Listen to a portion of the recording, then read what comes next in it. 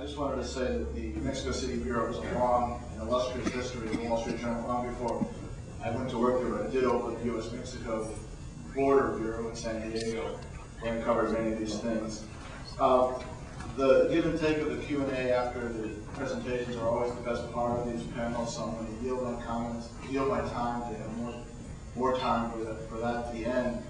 And I just wanted to begin by saying that in the reporting I do around the world, we really are in a world where society after society and across all kinds of political systems are becoming obsessed with the issue of assimilating the other into their economies, into their societies, the kind of thing that we think of as immigration or migration.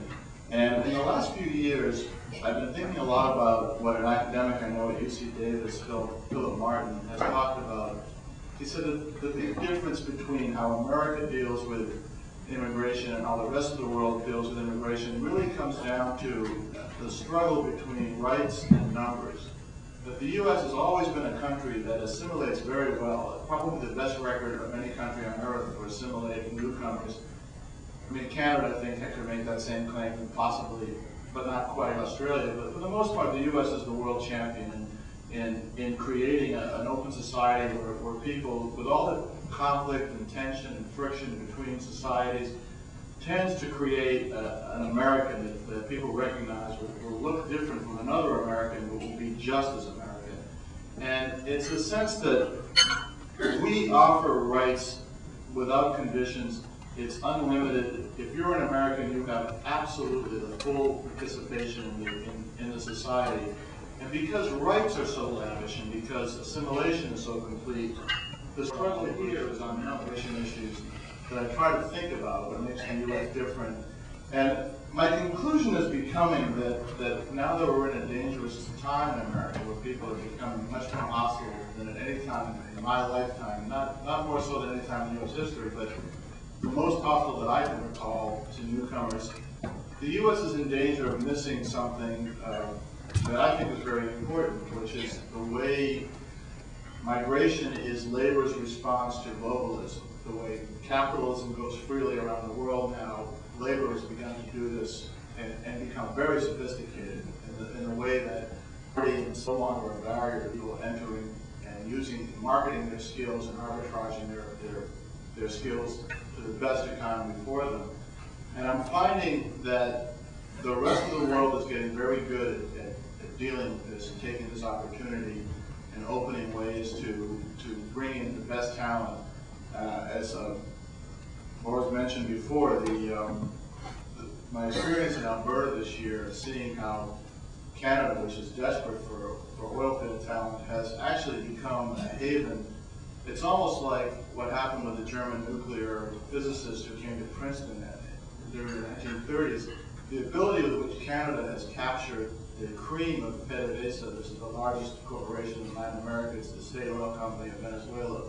They've recruited virtually the entire elite of PDVSA to move to Calgary, Canada, where you actually do have guys at the University of Calgary that are almost like Einstein and Princeton and brought their whole research team in heavy oil and heavy oil sands production up to this university with funding, and they're up to something like 3,000 families just in Calgary now. From all of them, PDVSA elite that have PhDs and masters in engineering from U.S. universities. Every one of them told me this could never happen in America. I would have waited 8 years for a firm in Houston to have been able to bring me. It struck me as a remarkable short-sightedness of the United States not to be capturing this. And at the whole other end of the spectrum, and at this last thing I'm going to mention and pass this to the next panelist, I spent part of this past summer in French Guiana, which is one of the poorest places I've ever been. Well, it's in a part of the world is one of the poorest I've ever been, which is that corner of South America, where French Guiana is turning into a kind of transplanted middle-class Haiti, a Haiti that doesn't exist in Haiti and barely exists in poor parts of Guyana in the United States or in New York. But it's actually a place where out of a population of about 210,000, 60,000 were born in Haiti and are living middle-class Haitian life, French life, Black African Caribbean life. not entirely welcomed by the French, but have transformed as part of France.